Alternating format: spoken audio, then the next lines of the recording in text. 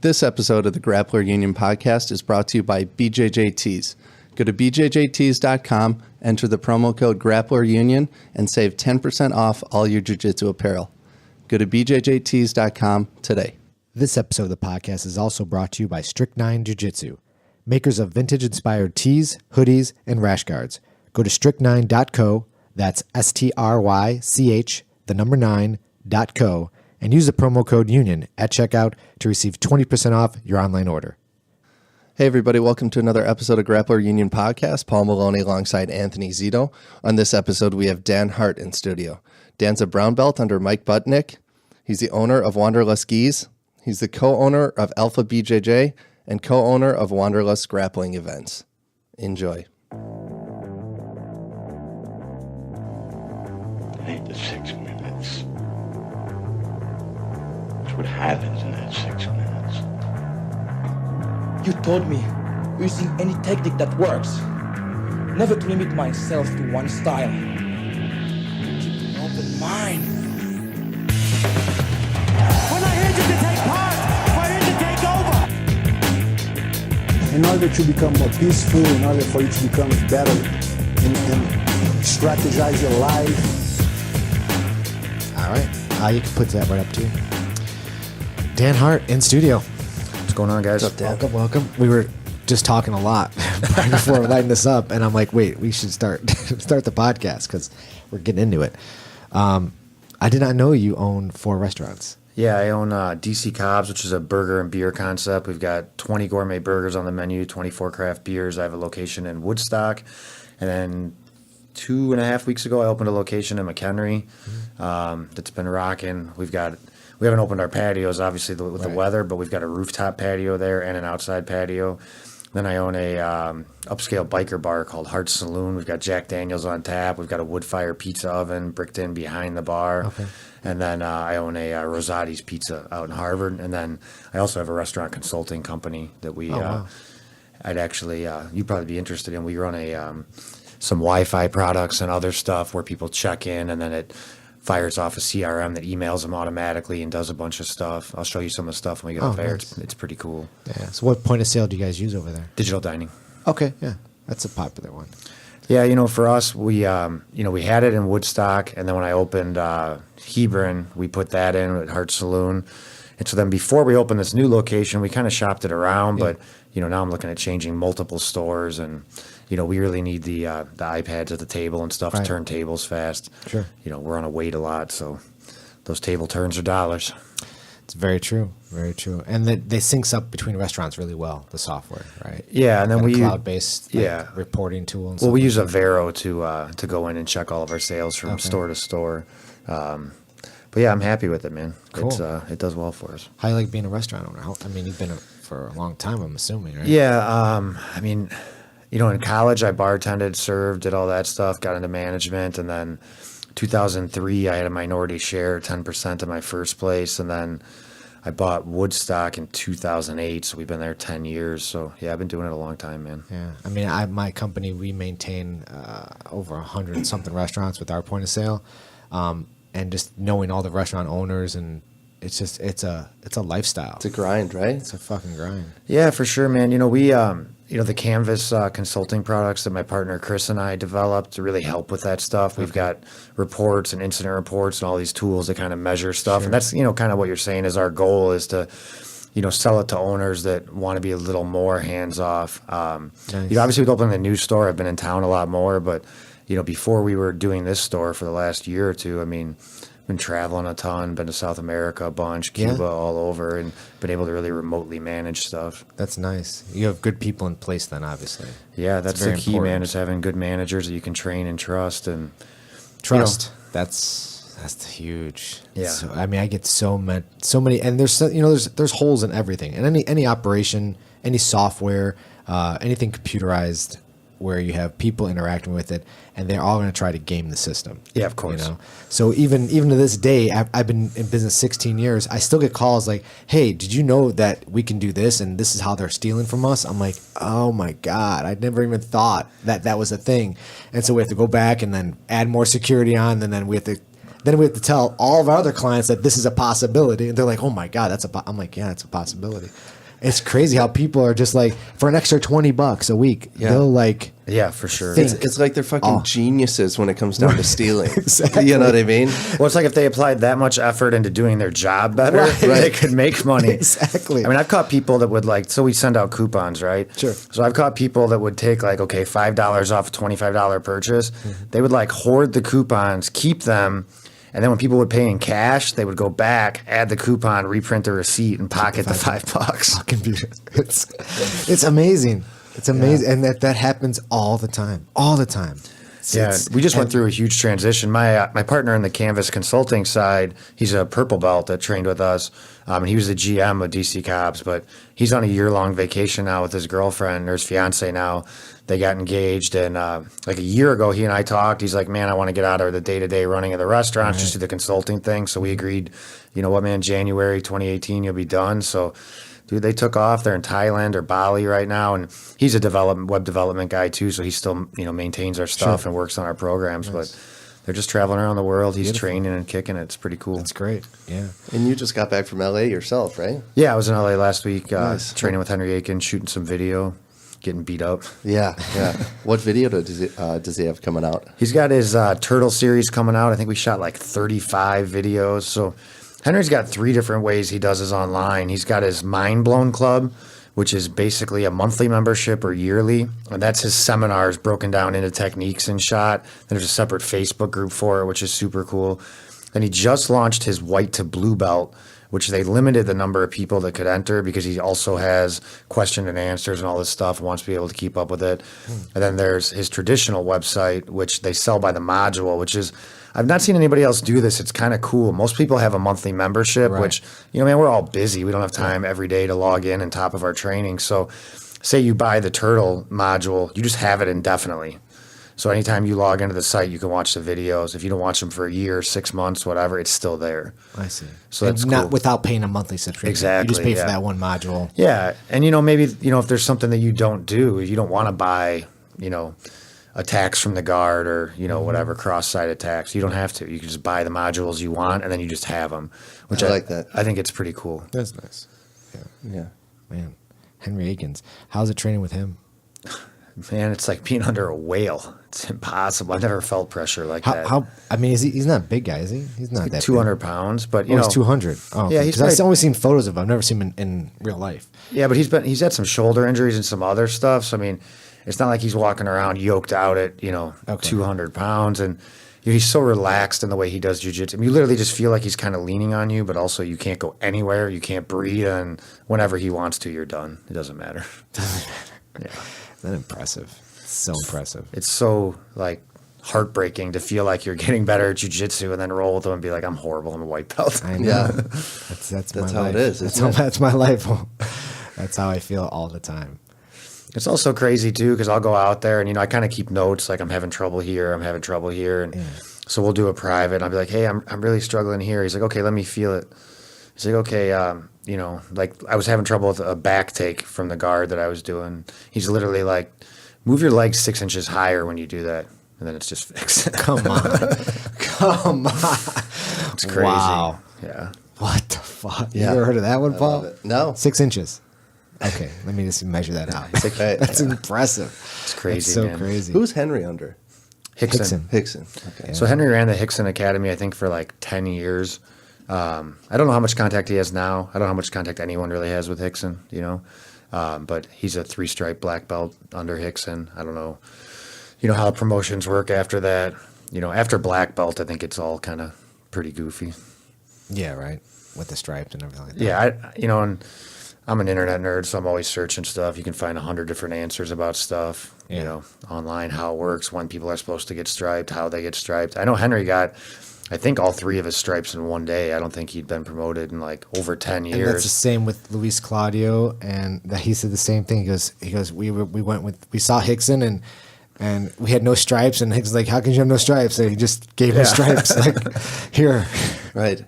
And it's not a big thing to them, They're not Yeah. like, oh, give me my stripes, or I'm not a black belt, but I mean, I feel like after black belt, it's all after that. I mean, what's the difference if you've got 1 or 10 or 8? You know, Yeah, you're a black belt. You're a black belt. Yeah, I mean, exactly. You've reached that pinnacle, right? Yeah. Next is just all time. It's just Yeah. more time. Right. Yeah. And then if you're like Chris Howder, your belt's white again. Yeah. And that looks great. I think it's badass. Yeah. Well, it's cool too to see him, man, like training out of his garage, Right. just kind of doing his own thing, no association. I mean, I think he has affiliates, but he's not pushing that agenda like some Right. guys. Yeah. I appreciate that. I mean, I like that you can just, do your thing out of your garage. People come over, you just roll, and you just have fun with it. At that age, I mean, how old are you, Dan? 38 last 38. week. Okay, so you and I are similar in age. So it's like once you reach that age, you're just like, I just want to relax. I want to just do my own thing. Yep. Some people don't want to open up big schools and Yeah. do that whole part. They just want something small. I love like your school, and it's awesome school. Yeah, man, 5 years, I'm done. I'm going to Costa Rica or somewhere. And like you open that. up with something little out there, right? Yeah, man, I got a buddy, Romza. He had a school in New York, a pretty big school, and he just one day was like, you know what, I'm done. Moved down to Costa Rica. He's got a school, the Hero Academy down there. They're doing some really cool stuff, man, for the kids in the local area. Helped out with, relief after the hurricane and stuff. And I'm going down there for Henry's camp in April. And I've already been talking to him. I want to try and find some land or something. I mean, if he's got a school I could teach at for free and he's already got the infrastructure, that'd be awesome. Right. I'm not looking to make money off it. I just want to share the knowledge and train. That's it. And just relax. Yeah, No exactly. grind, right? No snow. No snow. I like the snow, personally. Well, you like to snowboard. I like to snowboard. I don't like any other part of snow, though. It doesn't bother me. I don't like rain too much. I don't like rain. I don't like I mean, I don't mind snow. When it snows and it's beautiful out, that's great. But when it hasn't snowed in like 2 weeks, but it's still cold and the snow's black and on the side of the I agree with road. that. Yeah, aesthetically, then it's not pleasing, right? Yeah. Or if you got to drive somewhere. I mean, I don't mind driving my truck, but it's other people that's like. Is that your Jeep out there? Yeah. I'll have to show you my truck. I've got a big lifted Ram that's all flat black and Oh, yeah? wrapped. And Nice. Yeah. My chick's got a Jeep that's like that. That's pretty cool. Yeah, I like modifying cars too. Do you? We were talking about bikes Yeah. earlier, but man. You get in Costa Rica, you can bring your bike down there, right? I assume so, yeah. They have everything out there, right? Yeah, I think so. Harleys, everything like that. I'd probably get like a dual sport, on-road, off-road, be able to do that. I had a nice KTM I sold last year because I just was not riding it at all. They said it was, kind of dual sport, but it really, it was like a race dirt bike. I took it out to Vegas and did a ride through the mountains and stuff up there that was it was brutal. It was awesome, but, But don't you have a Triumph? Yeah, I have a Triumph. I've got a bunch of Harleys and stuff too. The Triumph is like the newer ones are. They're kind of like. Mine's a Bonneville. It's pretty street, man. I wouldn't be comfortable taking it off road, especially with the tires. If I changed out the tires, yeah. You probably could a little Didn't bit. David Beckham do a whole thing in Yeah, I Africa think so. or Yeah. wherever he was? Well, on the Triumph, right? On Yeah, the I Bonneville. saw that. Yeah. Yeah, that was cool. I mean, that was tricked out, obviously. Yeah. But I think you can probably get away with it with that bike. Yeah, if you change out the tires, maybe the suspension, mess with it. Right. I'm pretty lazy these days with motorcycling. I live in Woodstock. We're about half an hour, 20 minutes from Lake Geneva. I'll ride up to Lake Geneva, have lunch, and ride back. Yeah. Much past that, I'm not too down with anymore. No, I've in the city, like out here, you can't ride a bike out here. It's not enjoyable. You're worried too much. It's dangerous, man. Yeah. People texting and everything else. I mean, I'm guilty of it. I do it way too much myself. And, I do it too. I don't want to die that way. No, I don't want to get slammed by some, freaking 16-year-old kid, just like texting his girlfriend or whatever. Yeah. And it's like, oh, now I'm dead because you couldn't wait. Right. Thanks. Thanks. No more jujitsu, no more nothing. That's it. Just dead. Just dead. Yeah. Thanks, kid. Yeah. Yeah. So, but out there, it makes sense. Lake Geneva, downtown Lake Geneva gets a little crowded, but they're used to seeing those bikes at that time. Yeah, So well, it's- and then Hart Saloon is like 10 minutes outside of there, so I usually stop there on the way there and up. Is it and, 10 minutes outside Lake Geneva? Yeah, it's right on 120, and we get a huge motorcycle crowd up there. I mean, that was the goal when I built it, was kind of Lake Geneva is a huge biker destination. I can buy a building for nothing in a little town outside of it and make it, and bikers don't mind stopping or going a little off Not the at all. beaten path. Right. So that was the whole concept in building that place. So that's outside. I'm trying to think of where it's, because there was a out off the beaten path called like Sly something off the beaten path out there that's been closed, but it's a cool looking place, but it's just literally in the middle of nowhere. Yeah, and that's the cool thing about motorcycle places, man. You know, and that's kind of the goal on the bike, right? To go out and find cool places too. Exactly. Yeah, man, I miss like getting out there. Yeah. Because on a bike, and it's nothing like. You ride a bike, Paul? I had a scooter for a while. Like a 150 or 100? 150. Okay. So I just bought a scooter last summer. I went to Henry did a camp in Bali, and my girlfriend is a blue belt, so she came with. We went out there, and we rented a scooter out there, and I was like, "This is awesome." There's no gears; you just go. Anybody can drive it. The seat flips up. So I bought a Honda. I think it's like a 120 Elite, and I just ride it like to work and stuff. But it's fun, and you get crazy looks on it. Like, why is this giant dude riding a scooter? You gotta be 100% confident riding. But also, you know, you don't care. It's like my bike. I worry about where I park it, and if somebody's going to tip it over. Yeah. And, you know, with that thing, I don't care, and I can loan it to anybody. Doesn't matter. Right. Yeah. Scooters are cool. I mean, I've got a 150 Vespa. It's a 1965. Oh, that's awesome. It's really vintage, nice. huh? Vintage. Yeah. Right now, it's at the Scooter Works in Chicago, getting all. You know, because it's been sitting for a couple of years, and I'm going to bring it here. Getting it tuned up. So it's getting all tuned up, and you know, and I'll have it here in the office. But Kickstart, That's awesome. It's the funnest. But it is a stick, you know, because you have to one forward, and then you got to go back. So it takes a little bit to understand how it works, but it's a lot of fun. I mean, it's so much. I like riding that more than sometimes because, like you said, it's like I got to worry about where I park it, and then. Well, and you got a custom bike, man. No matter who built your custom bike, it's going to have custom bike problems. Yeah. And I've been stranded on the side of the road working on my bike more times than that. The rigid chopper I showed you, that Buell, I wasn't done building it. And I took it to Sturgis one year. I spent like the whole trip working on the bike. Did you really? Yeah. Man, that sucks. Yeah, I've never been to Sturgis. It looks. You should go once. Doesn't seem like it would be your scene. It doesn't seem like it'd be my scene either. I don't know. There's like everything there, though. Yeah. I mean, there's literally, you look at like the concert lineups, there's like the Yin Yang Twins and there's like Leonard Skinner. I mean, they've got everything going on. Right.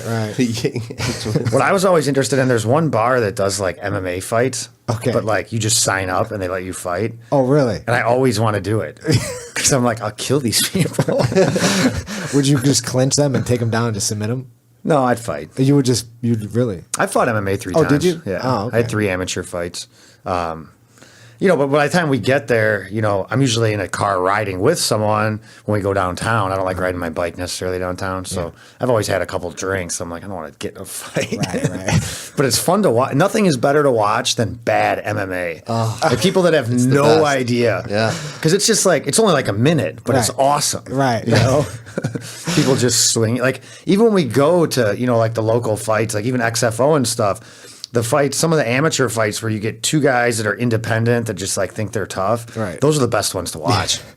That's like the most fun for me is watching those guys. I almost get a little embarrassed for them. Oh, yeah. Oh, for sure. I feel like, but oh, fuck them God. because they think they're badasses. Right. Every day, all day long. Right. They're walking around with the bravado of like, yeah, I'm a biker. A cage fighter. I'm a beer drinking biker, motherfucker. You know what I mean? Yeah. And you're like, all right, go in the cage, you slob. and let me see you huff and puff after Right. 45 seconds. Well, being in the bar business and the jiu-jitsu side of stuff, I get this all the time. People are like, oh, man, I know you train, but like, dude, I'm a brawler. Right. Oh, is that what they say? Yeah, dude. I'm a Yeah. brawler. Yeah, That's they're a thing, scrappy. huh? Oh, yeah. We had one guy that we had that we let go that I ran into somewhere and he'd like stolen a jacket or something. And he like confronted me and like wanted to fight. He's like, I don't care if you train. I'm a brawler, bro. I'm a brawler. And Wow. I'm like laughing at the guy. I'm like, I don't even know what that means. Yeah.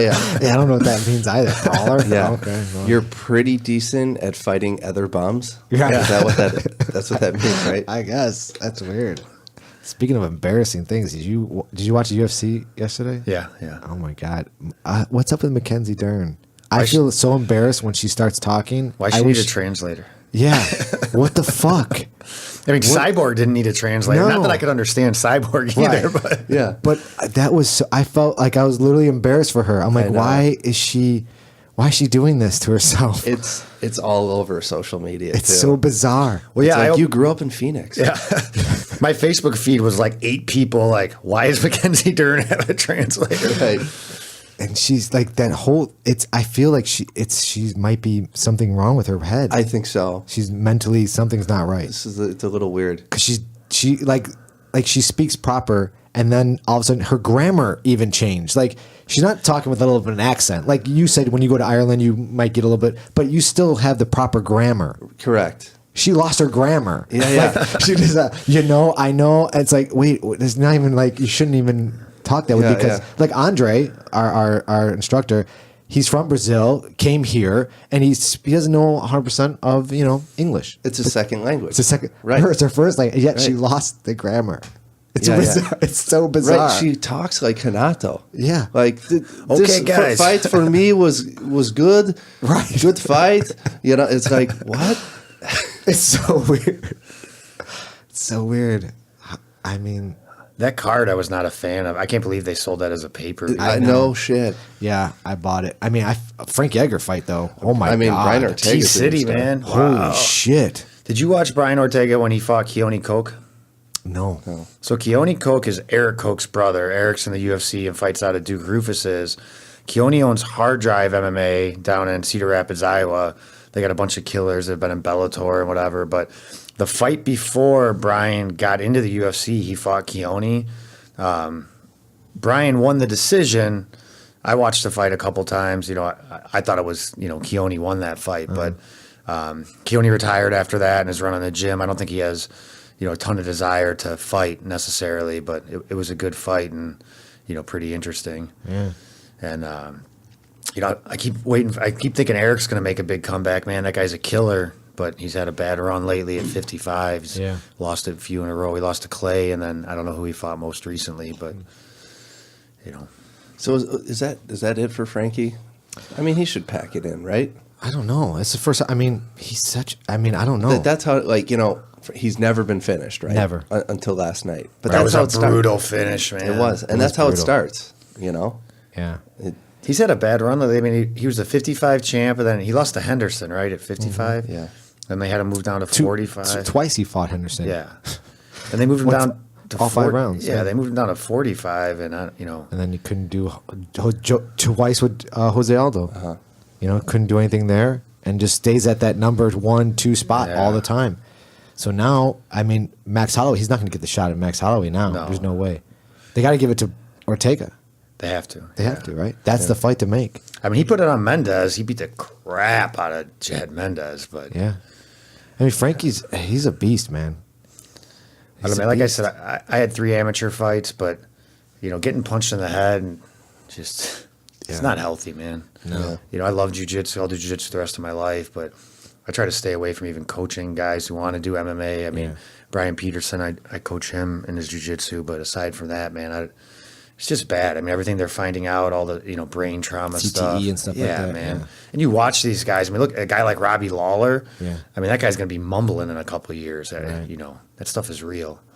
And you get hit with an elbow like that, an uppercut like that. I mean, you can't do that. Not continually. And like you said, I think you've had a great career. What are you going to do? I mean, you're not going to be champ again. No. At that point, yeah. It was that Max Holloway was his shot. Yeah.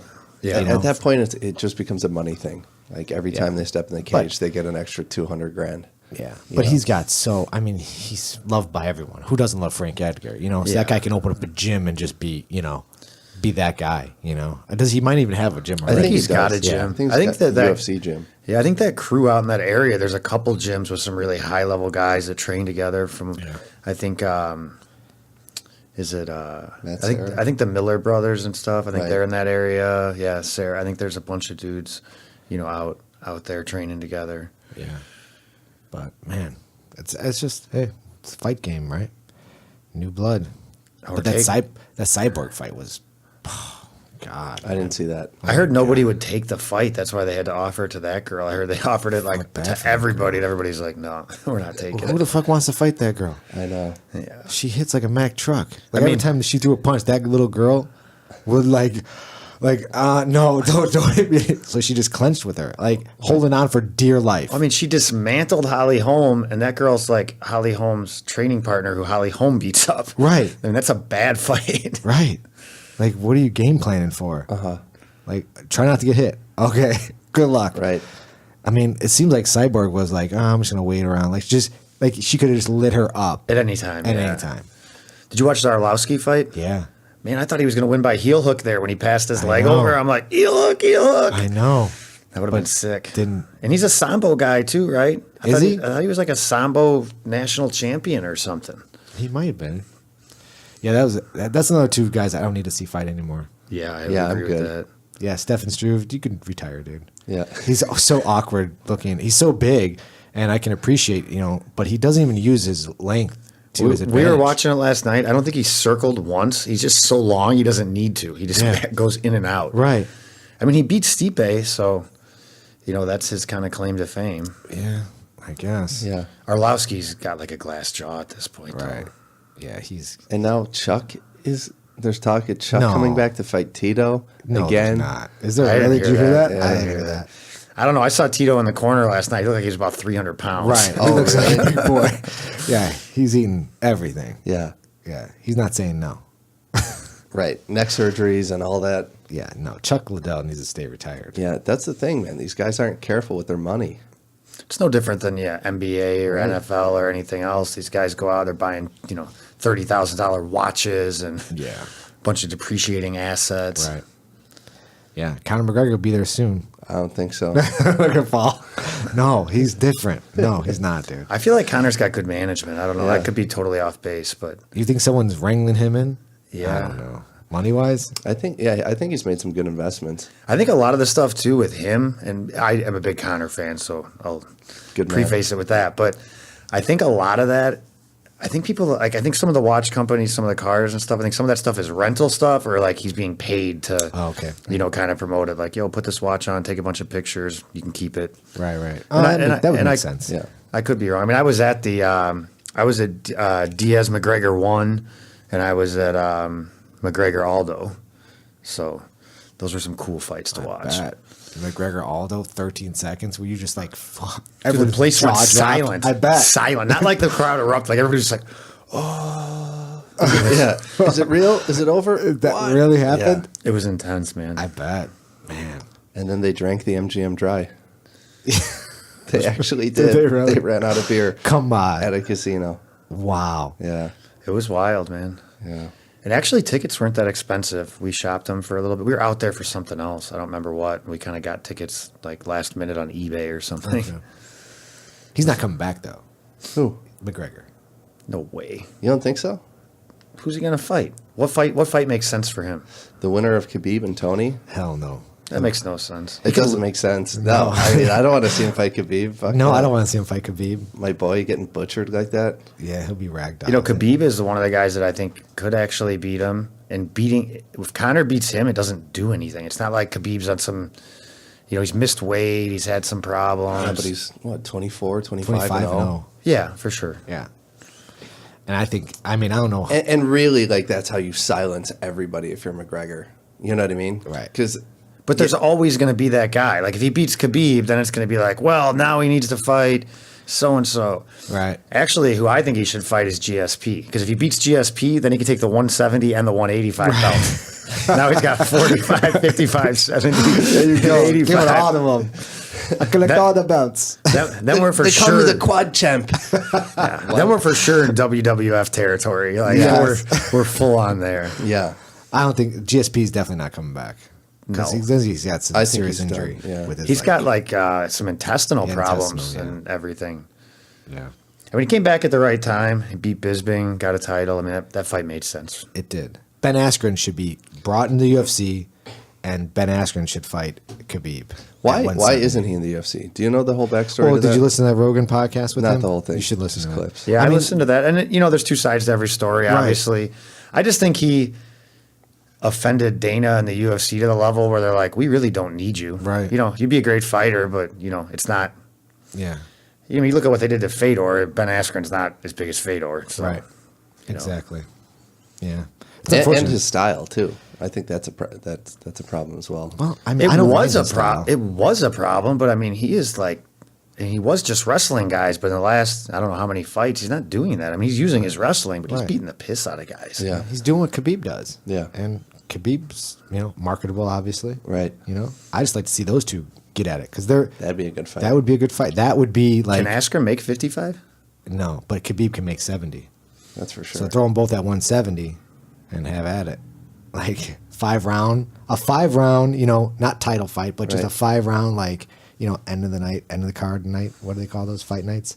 Where the last bout is 5 rounds, no matter what. Oh, This is why we need pride back. We need to be able to just make crazy matchups. Yeah. We need to get rid of USADA and just let people juice out of their brains. Right. I mean, I want to see like Wanderlust Silva jacked up on testosterone. Just Vitor, Yeah. Jack, get him back. Yeah. Get him back to Vanderlei versus Vitor. Yeah. Both jacked. Yeah. Put them over in Ryzen. Why not? Ryzen does all those crazy fights. They got Gabby Garcia fighting old ladies over there. with chest plates on. Chest plates. Did you see that? Chest plates. What are Oh you my talking about? God. Chick had on like armor. I don't know. What? Yeah, dude. The weigh-ins, man, they're so bizarre. It's so bizarre over there. Jeez. Didn't Gary Tonin? Oh, he signed with ONE FC, right? Yeah. UFC, yeah. I'm excited to see that. Yeah, he'll be fighting there, and Gordon Ryan's supposed to do that. So it's all getting to all that. Crone's in Risen though, right? Yeah, Crone. I don't know if he'll ever come to UFC though. They get killed. Yeah, I mean, I don't see anybody in UFC trying to pull guard. no. Yeah, no kidding. Yeah, He's like a new school guy that fights in an old school kind of way, right? yeah, I would say so. It's interesting. I mean, to me, I just think his striking is so far below his jiu-jitsu level, and I feel like he's trying to use a lot of striking, at least in the fights, Yeah. that I've seen. I'd love to see him just, take people down, pass the guard, and submit, and just keep doing that. But Doesn't he train with the Diaz brothers? You think Yeah. he'd pick up a little bit of their play? Yeah, you would think but so, man. he's not at all. Like, it's It weird. takes a while. I mean, I would think he would fight like Damian Maia. It Okay. doesn't have to be super interesting, but take him down, pass the guard. Yeah, I mean, he's the only guy I see that's really like just using jiu-jitsu, a little bit of striking. yeah, It's cool to watch, but what he did to Carlos Condit was pretty amazing. yeah, it was. But then Woodley, Woodley is underrated, man. That guy is top level. Yeah, he is. and he's smart. He's not buying into the hype of I've got to have exciting fights. I'm just going to keep winning. right? Yeah, but I don't know. Something about Woody. I don't like his attitude. I don't like his attitude either. I don't know. I wish he was just not like that. I like him as a fighter. Like, I can appreciate what he's doing, but when he starts talking, he just needs to be quiet. It's something weird. It's like, I can't really shut your mouth when you're talking to me, please. I can't really pinpoint what it is, but like everybody's like picked up on it. Like it's like an unspoken like Yeah. we don't know why we don't like you. We just don't like Yeah, you. And then like Nobody's like a big Woodley fan, Right. Nobody. Like, Like, he's- nobody's like well, "Man, I every just press love that conference, guy." every press conference, he opens his mouth and everyone just goes boo. Yeah, everything. And he's like, I don't know He's what like, it I is. love it. Keep booing. But you're not even good at like trying to turn it into a heel. Exactly. You know what I Yeah. mean? Yeah, it's so interesting. Yeah. I don't know what is that one thing that person has that just like can't get on board with the other guy. And everybody collectively agrees. Right. Yeah, no, for sure. It's so weird. Who's he fighting next? I don't think he's on The on weird one to docket me for is anyone. DC. Like I love DC. I think he's great. Yeah, I but agree. like the fans don't like him for some reason. Yeah, like that's a weird one because that's split probably 50 people. It's because Jon Jones is so easy to like. Is he? Like, how I do don't you like not- Jon Jones. I mean, as a person, like his habits and some of the things he's done morally, like I disagree with. But as like a character Yeah. in like a fight, I Right. mean, he just doesn't care. He's like, yeah, I took X amount of time off. Yeah, I used steroids. I'm still gonna come out and beat your ass. Right, right. And there's nothing you can do to But I wish stop he'd it. say just like that. If he said that, I would love him Exactly. even more. But he just kind of lied and Yeah. you know what I mean? Tries to like hide behind a little. He's kind of like a little Tiger Woods. Like Tiger Woods, like, oh, I'm this like clean cut guy, but Right. behind doors, he's a Yeah. total freak show. Yeah, yeah. You know, that's Jon Jones. Jon Be- Jones needs to peel that onion. Be the freak show. and be just a freak. Yeah, yeah. Like, I mean, and but we- how much we of a love him. freak is that dude? Like he tested positive for cocaine. It's only in your body like 72 hours. That means he's like out partying with his homies like 3 days before a title So fight. crazy. Yeah. So crazy. Zero. 'Cause he's so talented. When you're that talented, what do you do? You're like, So they said that Stefan last night, who's like what 7 foot something, 7'10" or whatever, Yeah. his reach is only 2 inches. 6'10", right. 6'10". His reach is only 2 inches longer than Jon Jones. that's Yeah. it. Yeah. Well, I think John had said in the past that like he did it as an excuse, like he did it for himself because if he lost the fight, he could always just think back and say, well, it's because I was partying. and he'd never actually have to take responsibility for the loss. I can see that. I mean, logically, that makes sense, you Yeah. know, for someone at that level. The only fight I saw him where I was like, he's in trouble was against Gustafsson. Right. Yeah. You know, and then he got, you know, they gave him, who knocked him? Rumble knocked him out then. Yeah. That was crazy. Right. I'd like to see well, I don't think we're ever going to see Jon Jones fight in the UFC again, but Oh, you don't think he'll ever be back? they pulled his license. I mean, I don't know. Oh, did they really? Yeah, just a few days ago. Oh, I didn't hear that. Yeah, Wow. so he's done. But I mean, you know, he could go over to Risen or somewhere and get paid a ton of money. And Sure. But he'll be fighting, you know, the C team. Right. It's unfortunate. but maybe he could fight like two guys. Yeah. Right, Jon Jones versus two guys. Right. Yeah. Some two old school guys. Who's that one really jacked guy? Remember that guy? What was his name? Bob Sapp. Bob Sapp. Put him in the cage. Maybe and some Jon other Jones guy. versus Butterbean. And they just roll him out in a wheelchair. Right. What do you got coming up, Dan? You're still competing, right? Yeah, I've got Pans this next weekend, and then Do you go out every year for that? no, it's be my first Pans. I usually Okay. go out for Masters Worlds. I did Nogi Masters Worlds this year, and then I think I've got a fight on our Wanderlust card, which is coming up March 30th. Grayson Plate and I own Wanderlust Grappling. We do super fights and micro tournaments, so we're doing our second super fight series. It's a Woodstock Harley Davidson, March 30th. We've got an elevated stage. We've got a Dolomer mat that we had custom made with our logo and stuff. Nice. Yeah. So I have like between 15 and 20 fights. You can buy tickets online. And then I think in May 13th, I think, we've got a micro tournament at TDC, Team Dino Casillas down here, where we'll do a Nogi tournament. It's $100 per person to enter, and the winner of each division gets $1,000. What are the divisions? There's going to be 3 weight classes, I think. Don't quote me on it. I think we're doing under 150, under 170, and under 200, I think is what we're doing. 16-man brackets. And then, like What's I said, the rule set? EBI. Okay. Is Wanderlust EBI as well? Yeah, Wanderlust is EBI too. You know, we allow heel hooks in the gi, all You that do? fun stuff. Yeah. Yeah. You know, I mean, that's how we train, and I just don't believe it's as dangerous as people see it. Not that I say that I'm gonna blow my knee out next week, but No, I'm with you. It's not as I think dangerous. it's definitely not as dangerous as long as you start training at an early, belt level. You know, Alex, my partner in Alpha BJJ, Alex Embry, he fought Jeff Seraphin as the main event last time, and Jeff caught him in a heel hook and In the gi, right? Yeah, Alex knows how to tap. Yeah. I know how to tap. Everybody does. When you get that on you, you're caught. You're caught. It's the well- people who don't want to tap to arm bars, who don't want to tap to chokes, who don't want to. That's the people who are going to get injured. All submissions are dangerous if you don't tap. Exactly. Exactly. Bottom line, freaking knee bars. I mean, they're all dangerous. Yeah. It's what we do is dangerous. So you gotta, Well, put you're not the going ego to die aside. from a heel hook. If you choke somebody too long, they're going to die. Exactly. Yeah. Yeah, so we allow full rules, and then I own a gi company too, Wanderlust Gi. We make travel gis. They're all 100% ripstop. So we use a very similar logo. Damn, and dude, you're busy as fuck, huh? Are you one of those guys that just don't sleep? I sleep, man. I'm busy, but He's organized. Yeah. Yeah, That's what you have to be. Efficiency. Efficient. That's like jujitsu. My whole life, I try. How can I get the same results with less effort? Yeah. Exactly. So, I'm an elected member of our city council in Woodstock too. So Oh, shit. yeah, I sit on that board. So that's Efficiency is the key. Paul, you gotta be efficient, man. I do a lot. You gotta be efficient at everything. Are you saying you I'm do. not efficient? I'm just saying you could probably be more efficient. could be more efficient. Think so? I I don't know you, but everybody could be more efficient. Yeah. Everyone can be. It's very true. It's just a mindset. you know? Automation and systems. Gi company, restaurants, tournaments, gym owner, Yeah, man.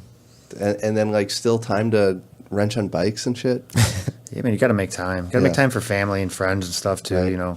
And because of the restaurant business, I get to cheat that a little bit. Like I can be at work at Friday at midnight and be drinking and be like, well, yeah, I'm working. Right. So when did you start Wanderlust? What was that all about? How'd you? So the gi company, the way it went down actually is I was in Brazil and I went to a Pedro Sauer camp when I was a white belt.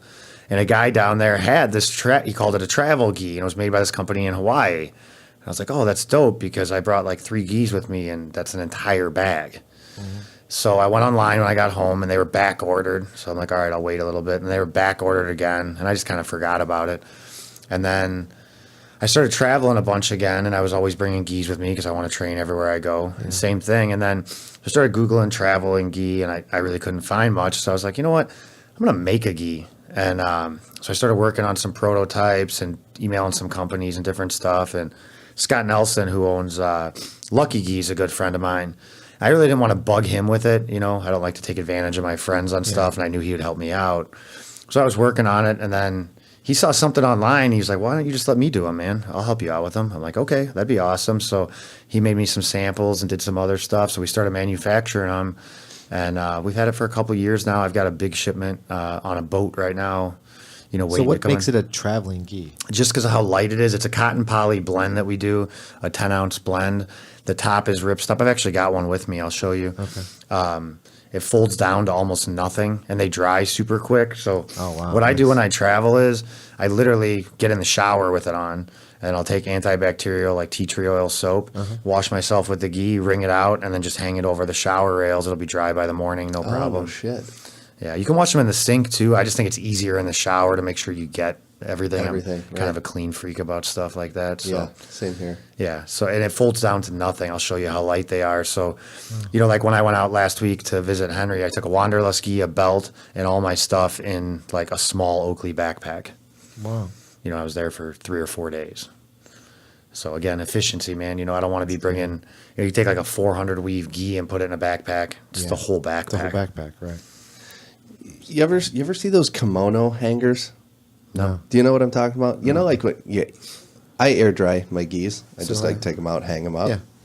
But like the arms kind of like fold in, and it gets like wrinkly. Yeah. You know, by the shoulders. There's like kimono hangers that like have like pipes that like extend, so the arms just hang straight out. Okay. And it sounds like a lot of effort. Doesn't it though? I mean, what are you worried about? You trying to just like fly in your gi? No, I'm just saying like if you're trying to look good in the gi, you know what I mean, and not have like a wrinkled ass gi, look like a bum, something to consider. I bet you have one. I don't have one. I've got nice hangers that are thick, rounded, and I never had that problem where it's too wrinkled there. So we have a washing machine at the gym. A regular hanger is good enough for an A0. It's true. Thank you, Paul. We have a washing machine at the gym, so I just throw my stuff in there and then hang dry it afterwards. It works out. I'm working on a Zubaz gi. What do you mean? That's my pants, the Zubaz, man. You don't know about Zubaz? No. Those are some crazy pants, though. Oh, man, they were like super popular in the 90s. They made them for Yeah, I know. I remember them. I just didn't So know one they day, were called that. the way it started is my sister's now husband, fiance, for his bachelor party, he got everybody Bears Zubaz. And I was like, these are so ugly. I'm going to wear them all the time. So then I wore them on a Sunday and went out and had a Sunday fun day, and my friends and I were kicking it. And I was like, man, we should all get Zubaz and wear them every Sunday. Right. And everybody's I thought like, they were called Zumbas. Zubaz. Zubaz? Zumba is like a Zumba workout. is that workout thing. Yeah, it's a workout for like housewives That's or right. something. Yeah. So we started on Sunday wearing them, and then at the restaurants, my staff was like, can we wear them on Sundays? I'm like, yeah, of course. And now like the whole staff wears Zubaz on Sundays. A lot of chefs wear those. Yeah, they are good for that. Yeah. And so we actually, Brian Peterson, who had a pro fight last weekend at Harley and won. His opponent didn't answer the bell. He emailed him because on Sundays we always train. So everybody I train with will wear them. We always take a picture and put it up. Tag Zubaz. They started sharing our photos. Really? So they shared his photos. So they started sponsoring him. So they've been like shipping us Zubaz. So like for his fight, they shipped us some Zubaz. They have St. Patrick's Day ones, so they're shipping us like 4 pair of St. Patrick's Day Zubaz. There you go, Paul. So we rock them, man. Yeah, they're very comfortable. They breathe. Is that what it is? Yeah, they're great, man. I mean, they're almost the MC Hammer came out with some pants that were similar, but they're a little more baggy. A little more MC baggy, Hammer. yeah. You remember those? You're too young. No, I remember MC Do you? Hammer. Okay. Yeah. And it's awesome the looks you get, Yeah. like wearing these pants. What's the first thing I said to you when you Yeah, walked in? yeah, I'm right. like, what the fuck? So Wait, do you have the fanny pack with it? I don't today. Normally I do gotta rock have my. the fanny. If you look at my Instagram or anything, I normally rock the Joe Rogan utility fanny pack. You can carry like everything. Got snacks, battery packs. You know, whatever you need, you got it in there. Right. It's really Because convenient. gi pants are really comfortable to wear, and it'd be nice to, wear them out. So I had the idea to But you need make gi pants as pants, but 93 brand did it. Oh, did I they? have a pair. I bought them on BJJHQ. Do they have pockets? They have pockets. They have Okay. side pockets and back pockets. They're super comfortable. Yeah. But I was going to make some Wanderlust ones because I'd like them to be ripstop and I'd like them to be cargo pants. I'm into, more pockets, I think. If we're going to wear ridiculous looking pants, I'm going to go like the full length and have cargo pants. Right. And I'd like shorts. How long you been doing the fanny pack thing for? A couple years. Yeah. 3 years maybe. I don't remember what joke I started bringing that back on, but then I was like, this is great. I'm going to do this too. I mean, I was around when they first came out. Yeah. Like, that was the thing we used to do when we were kids. Like, we wear a fanny pack. Yeah. It's ridiculous. It was ridiculous back then. Yeah. I mean, it was good because, you keep your... I remember we didn't fanny have pack- phones back then, but we'd have pagers. And pager, we'd have, yeah. cigarettes and lighter and Right. wallet, cash, whatever you needed, Yeah. Keys to the house. All that in the, I just in the fanny remember pack. like my mom rocking a fanny pack in the 90s. Like for, I'm looking for come one here, with let me put speakers. some sunscreen on you. Oh, there you go. Built-in Bluetooth Yeah, speakers. then you're just like a rolling party, you know? Yeah. Put a couple airline bottles of booze, some speakers. That's know? right. That's actually not a bad idea. I can see that going down. So when did you start the tournament? The tournament, Grayson came to me and was like, I had this idea of kind of doing, some tournament. And obviously it's not a new idea, right? Fight to win. Everybody's doing it. Right. We wanted to do something and kind of keep it just local. We're not looking, at least I'm not looking to, travel and do it. And so we started talking about it and we went back and forth, the gambit with names and everything. And I already had the Wanderlust Gi logo, which is, I think, a really cool logo. I spent a lot of time with a designer working on it. So we decided to do it. And then, Grayson and I agreed we wanted to do it right. So, we had our mats manufactured. We got a stage. We got, our own PA equipment and everything else. So our first tournament, we lost, I call it a tournament, but super fights, we lost a little money on, but we own everything. It's all of our equipment and everything. And Woodstock Harley Davidson was like super excited to host it. Nice. We had like 500 people, man, Really? including fighters and corners and stuff. It was really packed. Wow. And we had some cool matches. Jim Theobald, I don't know if you remember him from back in the day. He trains out of Alpha, and he fought Red Schaefer, which was a cool fight. Alex, my business partner at the gym, he fought Jeff Seraphin, which was, a really cool fight that drew a lot of people. So it's fun. I think it's really cool to see that people are actually getting interested in grappling. Right. It wasn't just grappling people. Like, Alex is a county sheriff. He's a sergeant and runs a SWAT team. Like all his coworkers and stuff came out. It's cool to see regular people getting into grappling as opposed to just MMA. Right. That's been a lot of fun for us.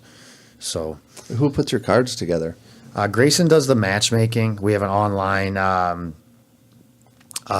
form that you can go on, fill out, to apply to do the fighting and stuff. But Grayson handles all the actual matchmaking. It's tough though, man, especially with the upper belts. Guys are weird about who they'll fight and stuff. Some guys aren't. Some guys are like, I don't care, just find me a match. I'd love to do it. Other guys are like, well, I don't want to lose to a brown belt. I'm black belt. I think, which, I get. I get it. I get it. But yeah, that makes sense. I mean, when I fought in one, and he was a purple belt, I was a blue belt, but there was no gi. Yeah, you were on the same card I was. Yeah, we were on the same. Yeah. Yeah, I got, absolutely ran through, so that was a lot of fun. Who'd you fight? God, I can't think of his name off the top of my head. He's a black belt out of Iowa. Really nice guy. John. Yeah. Coulda. John Gooda. Yeah.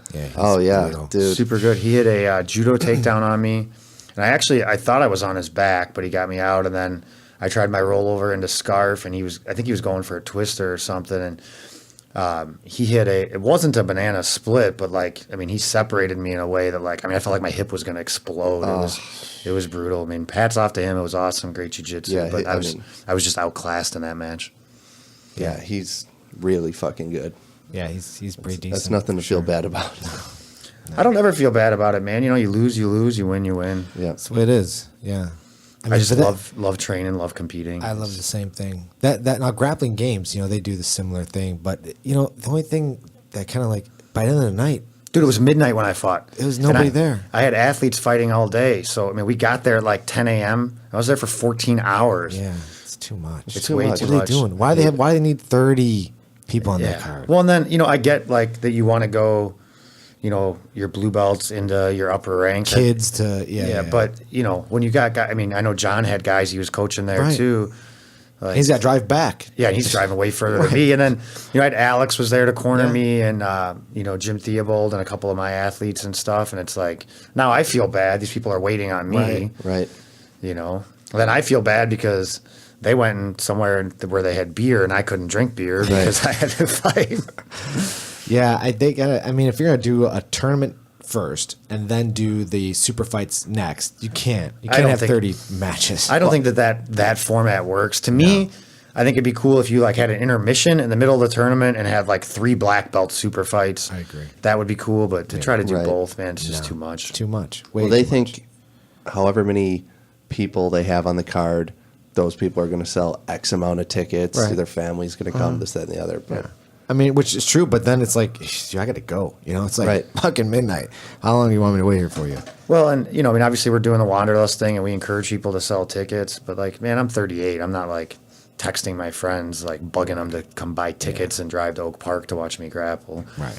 We do the local thing at Woodstock Harley. We'll get a lot of people, and a lot of people come support me. But that's a young man's game, and that's the old school MMA philosophy, right? You get all the amateur fighters to sell all the tickets for you, right? They've been doing that for a long time. and it works, but when's the next tournament or like card? March 30th. It's a Friday, 6 p.m. Doors open, and it's cool. It's in the Woodstock Harley. They clear out all the bikes from their main floor, and we have table seats, everything else. We've got a stage that's elevated. Yeah, that's awesome that they let you do. Like, why does Harley want to be involved?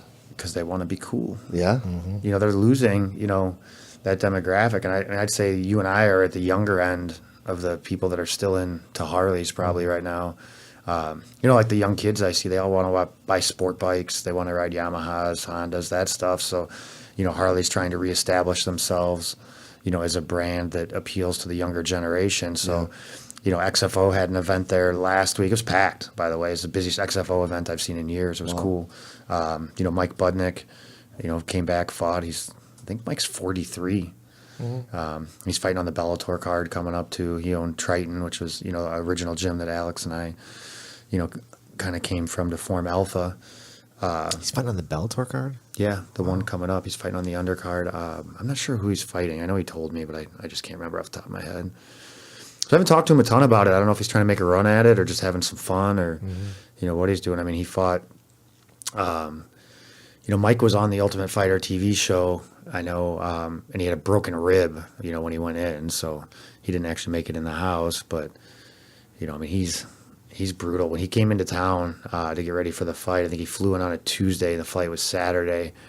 He and I rolled that day, and, he just destroyed me. We rolled Nogi. He was just on fire. He's going to be out at Pan Am's. I'm excited to watch him compete. I know he got a silver medal as a brown belt in Pans, a long time ago. And Mike doesn't do a ton of jiu-jitsu competitions, but, he's top level. Yeah. Man. 43, Zito. Let's go, dude. Let's do this MMA fight. This year. I can't see myself doing MMA ever. You did no Gi Worlds this year, right? I did. Yes. Yeah, I did. You doing Gi Worlds or? I am.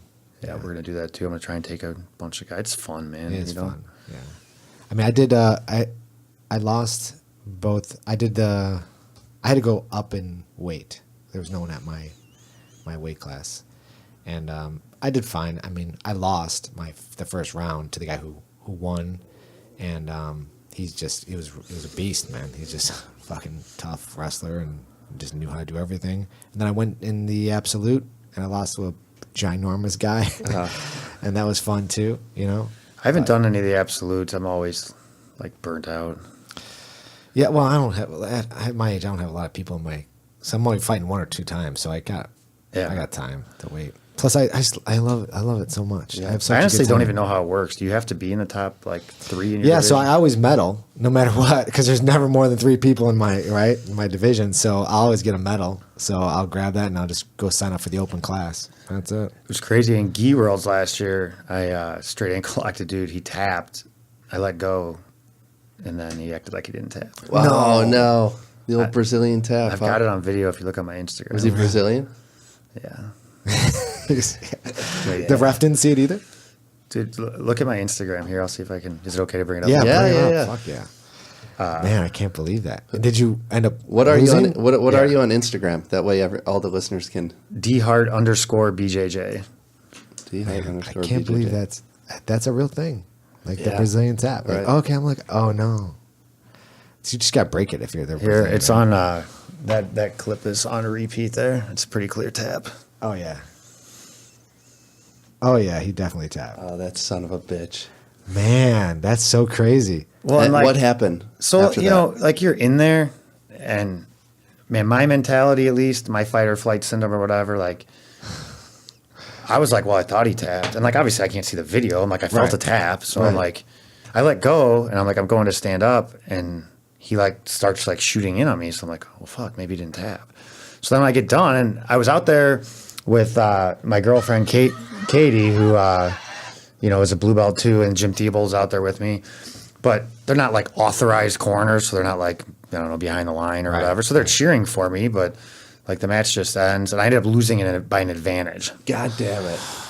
And so afterwards, like I walk off, and like I'm beat, man. Like I'm tired, I'm dead, because there's no cardio like competition. I don't care what you do in training, like competing's a different world. Exactly. So I get done, and Jim, everybody's like, the dude tapped. I'm like, I thought so too. And they're like, here, look at the video. I'm like, oh no, he for like that, and the ref is like standing there, Right there. Man. Yeah. So I mean, what are you gonna do? Like, I don't know, man. It's just so sad to know that there's people out there that do that. Like, I'm going to tap. So like even you if the ref relieve didn't pressure- see it and I tapped, and the ref's like fight, I'd be like, no, I tapped. Like he clearly. No shit. Right. Yeah, he just Like that you guy, tap to relieve pressure and then go, okay, no, it's continue. Let's continue. Yeah, I mean, I've slapped the back. Like if someone like tries to come, I'll like slap down in the back to like, Yeah. you know, pull up on the gi to kind of get release pressure, whatever. Yeah, But yeah. I've never like tap. Like that was a double tap for sure. He wasn't just like gripping or trying to make a grip with his hand like Right. aggressively, like you know. Yeah. He submitted his guy in his next round, and then I think he lost the one after that because I was watching. Obviously, I'm there, you know, in the crowd. I flew to Vegas and Right. Oh man, Are you doing the Chicago Open? no, I'll be down in Louisville, Kentucky at Scott Smith's school for Henry's doing a no-gi seminar down there. So Southwest flies there, and it's like crazy cheap. So Katie and I are flying down there, and then the bar nightclub show is in Vegas the Monday, Tuesday, Wednesday after. So we're flying from there to Las Vegas. So we'll be down there. I know Mark Malari, who's our kids instructor, I think Mark's a 4-stripe brown belt. I know he's doing it. And I know Casey, one of our white belts. Mark's, females. I roll with him. He's Yeah, good. he's super good, man. He's little like me.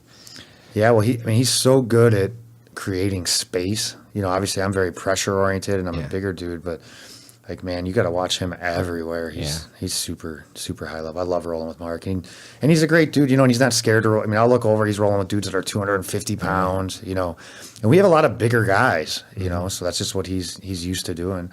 And you know, he's really good at identifying what he needs to work on and working on it. You know, he really wanted to get more proficient at leg locks, and you know, he's been working the hell out of it, and it's awesome. Awesome to see. I expect him to do well at Chicago Open. Yeah. What weight class are you? I'm going to drop to middleweight here pretty soon. I'm middle heavy right now, but I'm way under. I mean, I woke up this morning at like 82. So I think it's 96 or 96.5 in the gi. Oh, wow. And middle is 81.5 in the gi. So I'd have to cut a couple pounds, but it's not, a big deal. But I fluctuate weight a lot. So the first 2 years ago, I did Masters Worlds at 208, and I had to cut weight to make it. This last year, I did it at middle heavy, which is 196.5. I had to cut to make that, and now I'm just way lower. I've been intermittent fasting for about a year, Okay. and started doing some of the keto stuff and other stuff. How you like it? I love it, man. Yeah. I love the intermittent fasting because I feel like, and I do weird times because of my schedule and class. So I stop eating at 10 p.m. because I'm usually at the gym till like 9:30, and I can't not eat after I train. So, but I don't eat until 2 p.m. usually, consume any calories. The but, next day? Yeah. I feel like I just drink coffee in the morning, and I feel super sharp mentally. I feel like I'm getting more done, Yeah, I do that just like inadvertently. Like I just don't eat breakfast in the morning, so I'll just go from after I'm done training. I'll eat at night, and then I won't eat till like 1 p.m. Yeah. You I know? love training fasted, like when I can get guys to train with me in the morning. Yeah. I mean, I really feel like that's good. Yeah, it doesn't bother me. That's one thing I started doing probably like a month or two ago was stop eating before training. Oh yeah, can't eat a lot. Because, I mean, I get off work and I'd be starving, you know, Yeah. but you just got to like get past those couple of hours until That's it. training starts at 7. Just drink some water. But I'm rolling way better. Mm-hmm. It's like, Weird, right? yeah, it's like, dude, I was rolling groggy for years and I didn't even know it. No. Yeah, you get that sensation of like, you know, where you're just like When your body's lethargic. processing the food, Right, trying to right. do too much, yeah. Yeah. Yeah, I don't like to train like open mat. I don't like going in there with it. I hate the idea of not eating though because I'm already too thin. You know what I mean? Can't look at it like that though. That's how I look at it. Don't. Gotta eat more fat, build some muscle mass. Right. Build some muscle, Paul. Yeah, I know. Go to the gym, man. You know, for us, like, you know, Monday, Wednesday, I get there at like 6, teach my class, help Alex with his, then we roll. I mean, we're there over 3 hours training, so I gotta eat afterwards. There's no way I could, like, I was trying it for a while when I first started intermittent fasting. I would like eat before I taught and then not eat afterwards, and it was not going well. It's just because it's nice because you sleep, you know, 4 or 5 hours a night. So right there, it's they're done, and then just wake up and you're good to go. You know, I mean, I go to bed late, so I go to bed pretty late too. yeah, so it's easy for me to like just boom and I'm done. It's nice. You do a lot of gi or no gi? Would you I'll prefer? do whatever anybody wants to do. It's the same Anything, to yeah. me. I mean, the way that I train, I don't do much with grips. I mean, I obviously have, you know, submissions and sweeps and stuff where I do use them, but, you know, I'd be hard pressed to even say I'm better at one than the other. Yeah. You know, I train more in the gi for sure, because that's just what we offer and what guys seem to want to do lately. But, you know, there's time periods where we had a lot more fighters coming through just to open mats and stuff. So I was doing more no-gi, and then I was doing some morning no-gi, but that kind of, you know, comes and goes. So right now I definitely am training more in the gi. I like the gi. I mean, I like it. I like taking some time and doing some no gi, but I really feel like it's like training with like a weight vest on, and when you take that off, you're just like free. It's like fuck. Yeah, the only thing you have to get down is your timing. I agree with that statement, but like then you got to really hit that switch for the speed of no gi. Right. It is really interesting though. There are guys I train with who like are really significantly better at one than the other. And that's interesting to see because, I mean, it's essentially the same thing, you know. But there's guys that like are amazing at no-gi that put a gi on and like freeze up and vice versa, you know. Yeah, like when you put like a cat in a like costume, they just don't know what to do with themselves. You know, they're just like kind of like walking around. You're like, what the fuck? You know how to walk, right? It's a fabric over you. So when did you guys start doing heel hooks in the gi? We always have. Always have? Yeah. Yeah, no shit. So I got into the straight ankle lock when I was a blue belt. Roy Harris came into the seminar at Triton, and Mike knew he was going to go over the straight ankle lock. So Mike's like, I'm going to start teaching this. I want you guys to work on it, you know, whatever. And that was obviously a long time ago, and leg locks weren't real big back then. They were still kind of looked down on. And I started catching like people that were significantly better than me because they weren't used to seeing it. So I was like, this is amazing. Like, I'm a blue belt and I'm like submitting people that are, you know, darker colors. This is cool. Then Roy Harris did his seminar, and his, you know, Roy Harris seminar is probably one of the best seminars I've ever been to. I mean, yeah, I mean, amazing instructor. The way he explains things, his ability to explain a technique, correct things. I mean, I did 2 seminars with him. They were both, you know, amazing. But Who's he under? I don't know. I mean, he's one of the Dirty Dozen. He's one of the first 12, you know, black belts or 13, whatever it is, in the United States. I know he trained under the Gracies at one point, and they had a falling out, I think, over money. He's got a huge, like, if you Google it, there's like a super long post he made on some forum years ago that's still up about like his history of coming. But yeah, I started doing a straight ankle lock and got super, you know, proficient at that. And it's still probably one of the submissions I'm the best at. I don't do it a ton. I only really do it in scramble situations now. Like I don't ever sit back for leg locks. I always want to pass. But yeah, so that was just always how it was. You know, Mike allowed it and taught it. And, you know, when Alex and I opened the gym, we thought about it, you know, the same way. And I forget, you know, honestly, that other schools don't sometimes. So I have to kind of remind myself if I'm going somewhere to roll, like to ask, what they do or don't do. Right. Because you reap as well in the gi, right? Yeah. Yeah. Yeah. So if you're getting ready for pans coming up, do you try and practice not reaping? No. No. You're not worried about getting DQ'd? No, I could care less if I get DQ'd. But I don't do a lot of heel hooks really. Like there's not a lot of situations. I mean, I'm a top pressure guy. I mean, I'm looking to be on top. From the bottom, I'm looking to sweep. I mean, I'm not trying to get into leg entanglements. Most of the time when I end up in leg lock situations is when guys are trying to leg lock me. Right. I did combat corners absolute division for no-gi last year at some point, and I won my first match by knee bar, but that's because I ended up in a leg entanglement that somebody else went for. So, I'm all for leg locks, man. I think they're awesome. It's not my bread and butter by any means, but you can't ignore that stuff. It's crazy. No. Yeah, I agree. And I think it's super cool. It's just crazy to see some of these guys that are top level that haven't done this stuff that you're just getting murdered. Yeah. Who's the guy that Gordon Ryan was supposed to fight that did a no-gi match and got heel hooked like super fast? I don't know. I can't remember who it was because Gordon had made a post about it. He's like, if you want to fight me, stop. Just not tap the fake heel hooks or something. Oh, really? Oh, yeah, of course. That whole team over there they're so funny. They They're are. such good trollers. Yeah, they are. They are efficient at that. Yeah, man. We just had John Calistine and Matt Kaplan on the podcast. Oh, cool. Yeah. They were fucking hilarious. Were they in town for something? Yeah. Their seminar. Hobby brought them out. This is the second year in a row. Are they just going to make it like an annual thing? Maybe. Yeah. Yeah, but that New York attitude, those guys just talk shit all day long.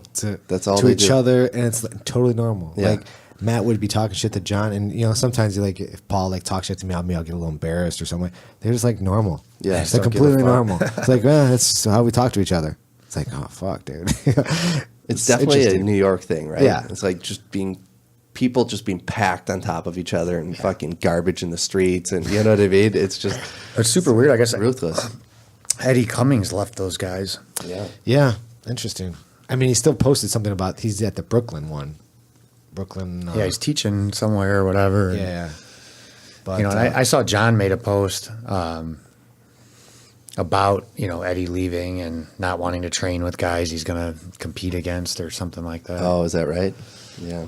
good luck with that. Yeah. I mean, we asked the guys, like, who's the best guy in the gym? And they're like, Eddie Cummings is the best guy. I've heard that. They're like, so the only way you can beat him, apparently, because Gio did, is in overtime of EBI.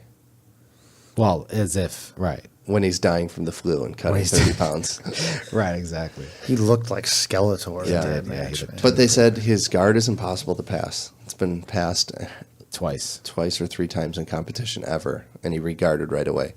So they're like, you're not going to pass his guard, and then who the fuck is leg locking Eddie Cummings? So in a submission only, no time limit, they're like, nobody could beat him. Right. How do they say he does against like Gordon and Gary and He those beats guys? him. He beats them. Yeah. John had made some posts like a long time ago, kind of alluding to like that there was other students that don't compete. That were, Yeah, I remember that post. like, so I don't know if they're like dudes there that are Better than that. like Darth Vader or something. Like, you just don't even know about them, but they're just like, right. Because didn't he get injured? Didn't he get his leg injured? Because from someone in the gym, that's when he made that post about, oh, there's people in my gym. Or whatever. Right, yeah. He's not the only star. Well, there's like 1,300 students there, so. right. Yeah, I dropped in Marcelo's when I was in New York. They were super friendly. Yeah. I wanted to drop in Henzo's, but like the times didn't work out when I was there. So I mean, is Henzo's like hard to get to? Like you can't drive there, right? You just got to take a cab or something. It's drive anywhere in New York. You can't, right? New York's not. You're not driving in New York. I just see pictures. I've never been to New York, so I just see photos of like just traffic jams all the fucking time, and I'm just like Taxis. Yellow cabs Yeah. honking. It's That's way it. it's way worse than Chicago. Like I'll drive in Chicago. I will wouldn't too. drive in New York. In New York, you just like fuck that. We're walking. Yeah. I don't want to take the subway because I see all it's like ridiculous subway. Like people are just packed in like sardines. Yeah, that stuff kind of scares me. Yeah, I'm not about that life. Yeah. You've never been on the L, have you? No, I mean, Wow. when I was a That is- child, I think my dad took me to the Cubs game on the what's that one? The L, right? Right. By right there. How do you grow up in Chicago and never ride the L? Dude? Yeah, That's crazy. No, yeah, no, not about that lifestyle. No, thank you. Yeah, public transportation's tough, man. It's rough. I It is. No, I don't wheel. blame I got my you. one wheel, and that's what I'm be riding. I don't blame you. The L How hard is sucks. that thing to ride? It's not hard. I mean, once you get used to it, it's What if you hit like nice. rocks and stuff? Rocks, no problem. The only thing which I learned the other day when I took it out for the first time was that if you're cruising and I'm down the sidewalk, you have to push forward. So when you push forward, your rear leg gets a little lighter. And if you drop down and you don't have enough pressure on that rear pad, it gets a little squirrely. And So you're talking when you go like off a sidewalk or whatever? yeah. So you got to make sure you're kind of like stable. How fast does it go? I had it about 16.8 miles per hour. Wow, that's pretty fast. Yeah, but they say it tops out at 22. I couldn't get to 22. I was trying to get past 16, and the wind resistance would be pulling me. So it's causing me to actually have to lean back. So I don't know how you would get to 22 miles an hour. I don't know. Can you get a DUI on a one wheel? Oh yeah. I don't know. A cop actually, I was on the sidewalk just cruising, and a cop like was starting to slow down. Like, what the fuck is this person riding on the Right. sidewalk? But I mean, it's a basic electronic skateboard, Yeah. of some sort. So What's the battery life? So it's 5 to 7 miles, depending upon the rider weight. Okay. So from here to my house, it took about almost, I'd say about 30% of the battery, which is 2.5 miles. So you have like a charger at home and then one here, so you can. I don't. I just have one here, so I made it back and forth. But yeah, you'd probably have to bring something with you, like a backpack. It charges up pretty fast, though. That's So cool. That's cool. I mean, it feels like if you ever snowboard, Yeah. that's the closest thing to snowboarding on the pavement. It turns that way. Yeah, like you just use your body to really move it around. That's cool. So yeah, it's really neat. I mean, it's no moped, but No, it's Right, no moped. exactly. It's no Harley or anything like that. But it's the next best thing. Hell yeah. So what's your bracket looking like for pens? I don't know. Didn't check? Not a guy who checks? I looked it up. There's one just to see how many guys were in there. I think there's Right. like 10 or 12 guys. Yeah. The guy that I fought in Nogi Worlds, I saw he's in there again. He does, like, we're Facebook friends or whatever. Facebook friend anybody I compete against. Right. Super nice guy. I saw he's in there. So, I've gone against him once. He won on points at Nogi Worlds. I had him in scarf arm triangle at the end there. He was able to tough it out. So, and he's like, I was almost out, and I was going out. I wasn't going to tap. So, Right. Nice. you know. It's a trooper. But Yeah. guys that our age, competing, we're not gonna be like just giving shit away. Yeah. It's just not. It's not gonna happen. Why do you think that people think that you're giving shit away? 'Cause I don't you're know. I just think at that a certain age. I think that Oh, that guy's 40. He gives up shit easily. I just think that it's like when you look at someone like I'm Masters 3, so there's like well you're only Masters 3. It's like no big deal. But I'm in it, man. I'm going against people that are like 100. Why walk around 133, but 141 in the gi? These guys aren't like sitting on the couch eating potato chips all day. Right. They're fucking training hard to stay at that. I know I have to do to maintain. These fucking guys are maintaining, so it's not like it's Masters 3. It's fucking hard, just like as if it Who was says it adult. like that? I'm just saying. Maybe some people out You there. feel like there's young bucks out there that aren't giving not giving enough respect to the old men. Okay. Maybe just putting it out there. So I respect the Masters division. Thanks. A, because I'm in it, and B, I mean, fuck yeah, dude. You get guys. I just like, really feel like they should get swords. Naga has swords. right. I want a sword. I want a sword. I'd like a sword. I mean, you can keep your shitty metal. I think you should get swords. Yeah, I'm with you on that. Yeah, Zito, you don't have a sword. I don't have a sword. You I got got that medals. stupid, You got a I got belt. that belt, medals, but no sword. I like a sword. I like a sword. If I had a belt, I'd just wear it out to the bars and stuff too. Would you? What's up? Naga World Champion. Tim Sylvia style to the fucking grocery store with the UFC I belt. thought you could trade the belt in for a sword. I thought that was a thing. In Naga, I think it is a It thing. is a thing, right? You could trade up or trade down. Would it be? It's all down. It's all down. It's Naga. Yeah. Like you went to a Naga, you're already screwed. You already went down and went out. Oh, poor Naga. I know. They just need to be rebranded. I think if they rebrand, I would like them. But what do you do more. with the flames, bro? You can't. Do you I don't keep the know. flames? You can't keep the flames. I mean, I'll give them credit for their marketing. I've been to one or two, and Naga Fighter they have like on all their stuff. Everything's branded that way. Like every white belt is buying that stuff. It's so true. I mean, you look at any other company out there, Pepsi, Coca-Cola, Microsoft, Apple. Everyone doesn't start with that logo and then end with that logo. It gets, even my company, I've changed logos in the past years just to update and freshen up with the times. It's just the way it is. Yeah. You know? Naga? Okay, come on, guys. Get on board. They make so Especially when much it's money. so outdated. Like Nike, that's a logo it's not really need to be updated. Yeah. It's a very simplistic logo. But like the flames were cool in the 90s. Yeah. Okay. Maybe Naga should get Zubaz. There you go. so. That would be a good fit for sure. I could be Yes, the it Naga would. spokesperson. There you go. With If they got Zubaz and a margarita cart, we can make this pop. Horrible. It's great. It's great. How much money do you think Naga makes per, They have to per make a tournament? lot. lot Those of guys money. have got to be millionaires. Yeah. They have to make a lot. I mean, their kids alone. There's like a gazillion kids. So many. Like $100 a pop, and then the adults, and then I mean, they just kill it. Yeah. It's $100. Yeah. And you could register the same day, like minutes up to the tournament. That's why they're so far behind schedule. It's like, who's in my bracket? I don't know. Somebody might walk in. right. We're waiting for someone to get out of the car right now. He's Yeah. coming in. So And they just don't care, huh? They don't care about their reputation. They're just like, oh, another 100. They're like the Walmart of like grappling tournaments. They just want to get it out there and push the volume. yeah. Yeah. Yeah, that's what it's like. I haven't done one in years. Yeah. I haven't done one in a couple of years. Well, I think I did one last year. When I first got my blue belt, I did one. Just to break it in a little bit. But now it's just, I like the IBJJF.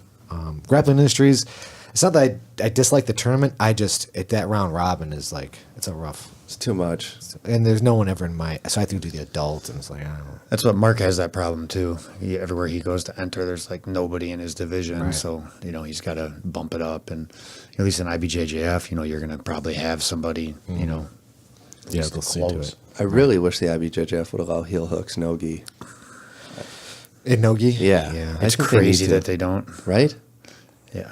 I mean, I think they should allow it in everything, but at least in no-gi, I mean, it just doesn't make any sense. I mean, if they ever allowed it in the gi, 50-50 would be gone. Like that position, that's it. No more sitting there looking at each other. You're just Right. It's going to be a whole nother world. And I'm down with that. Yeah, right. I want to live in that world. Yeah, I know. It gets a little frustrating when I watch like a Caio match with Bruno Malfacini, and they're just like sitting at each other 50-50, and it's like heel hook all day. Like you could be subbing each other or scrambling to get the fuck out or Doing something. Something. It's so interesting that they're just like, no, that's just the way we want to do it. Okay. It's sad. People knock the IBJJF a ton. They're like, oh, they have to adapt. But, I mean, jiu-jitsu is growing at such a rapid rate that the IBJJF is growing. I mean, look at Masters Worlds. Like, that tournament is huge. Yeah. Yeah. I mean, Gi Masters Worlds is, like, gigantic. Yeah, we were there last year, 4,500 competitors. It's crazy. Yeah. And Kenny Jewell hit me up, and they have to have it there because of the capacity of the event. They can't have it at the pyramid or whatever. Gotcha. Yeah. Yeah, no, for sure. I mean, they had 21 mats last year at the Las Vegas Convention Center, and you need it. You need that many mats. I don't understand why there's not more vendors there. Like, there's a couple gi companies. There's, like, a couple of ridiculous things. Right. Some guy selling acai. Yeah. But, like, It should be bigger. What was shouldn't it? weird? What was weird for me is like, was it the third day they had the bodybuilding competition there split? I'm like, wait, what? You couldn't rent the whole hall? You had to like borrow a corner to the bodybuilders? Like, I didn't know. understand that The part. dudes walking around with weird spray tan on Yeah, and shit. I was like, wait a minute, what the fuck is going on here? And then the stage was set up, so IBF was like, no, you can use the corner. We'll deduct that from the rent. Yeah, It's so weird. It was odd, Right. to see that. it is confusing, isn't it? Yeah. it's super weird, too. They have, like, seminars going on, but you have Mm-hmm. to, like, pre-register. Right. And then they're, like, going on in, like, all this chaos that's super Right. loud. Then there's a line half a block down to take a picture with Henzo Gracie, and Yeah. Yeah, I don't know. it's a fucking. It's a bit of a circus, but I enjoy it. I think they're like evolving into. I think before it was so small, and now it's so big. They don't know how to handle it. And then did Mackenzie Dern have a booth? Where She you could did. Go up and take a Yeah, picture a with kissing her? booth. No, it wasn't. Was it really? No, it was not. She was in a bikini. It was $10. She was on the strip in Vegas. Yeah, right. But she only speak Portuguese. Don't No, talk to her in no, English. broken English. Don't talk to her in English. Broken English. Sorry, Mackenzie. We still want you on the podcast. Do we? I don't know. She's We have to have a weird. translator here. I don't know. I if we can know. It'd afford be a that. whole thing. She have to wear a bikini. Right. Oh man, it's rough. It's real rough. So there's a video for anyone out there who doesn't know. There's a video on YouTube of what do they call it, Tito? I just watched it too. You just watch it. What's it titled though? It's something like the progression of Mackenzie's accent or something like Right, that. or something like that. Some of that. I know I posted it before. And they have clips. From 2010 to 2017. Yeah.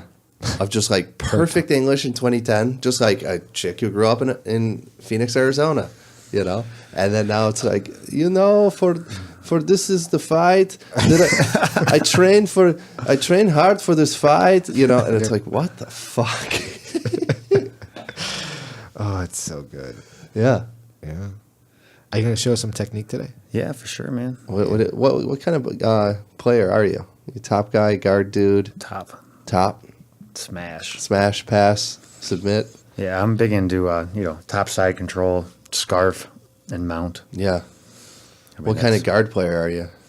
the one that sweeps and gets on top? Gotcha. right. I do a lot of close guard. Close guard? Yeah, close guard or knee shield are my two go-tos. Uh-huh. I really don't like to be on my back. I've been working on my guard a ton the last year because I neglected it for so long. Right. But I think my close guard is probably Close guard. for sure the best. And then And Alex is a spider guard guy, right? Alex loves the spider guard. Yeah. Man. Yeah. He We're plays a lot of open guard. that's why we're good training partners. We're very, very different games. Alex Yeah. is big into the spider guard. I'll make adjustments and get to the point where I'm doing pretty good against him. Then he'll readjust, and it kind of just keeps leveling up and going. We've been working a lot of half guard lately this last week or two. Okay. I've been working on top half guard, and he's working on dealing with, someone in top half guard, his bottom half. And, it's been a lot of fun. Alex is a great training partner for me. We just kind of work on really small positions, really to break it down. And then, as soon as we're out of that position, just reset. We, kind of set up our trainings that way. So it's very rare that Alex and I just roll. Yeah. I think it's a waste of our time for the most part. There's plenty of guys I can roll with, but we'll work exact positions. He'll hit me up and say, hey, I've noticed when I'm in bottom half guard and guys are in this position in top half guard, like they're passing or I'm getting caught or whatever, and we'll just work that to death until we, kind of figure it out and talk about it from both sides. Yeah. That's, I think a really efficient way to train and work on stuff. Like when I'm working on my guard passing and I'm in open rolls, I'll start, try to pass my opponent's guard, and then I'll just I won't tell them what I'm doing. I'll just let them re-guard and then just do it again and just, beat that to death. I'm always working on some very specific things or specific subs or passes or whatever. I find that to be the most, for my classes, I'll set up the trainings that way. So say we're working on guard passing, we're working on breaking open the closed guard. We'll do 2 minutes top, 2 minutes bottom of just your partner's in closed guard and you're trying to break their guard. If you break their guard open, you reset and just, train that way. That's what do they call that? Training. Positional sparring. Positional sparring. Yeah. That's it. Thank you. Yeah, I like positional. Andre had us doing some positional sparring last week with Awesome. just back take and then recover guard. So my point is to take your back. You have to, and I start in turtle. So you're in turtle, and the guy's on top. He's got to take your back, and you have to get him into guard or half guard. Yeah, and we'll do stuff like, we'll start with a bow and arrow choke where somebody already has the grip in, and then go. Either you get out of the choke or you get submitted. Right.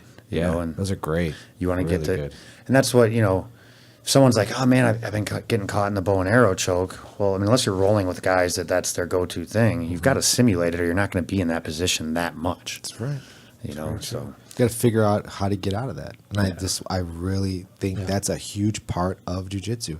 I go deep in the submissions. When it comes to choke submissions, I go deep. Obviously not arm bars. I'm going to tap, right away. But you just got to kind of, I channel Jeff Seraphin all the time.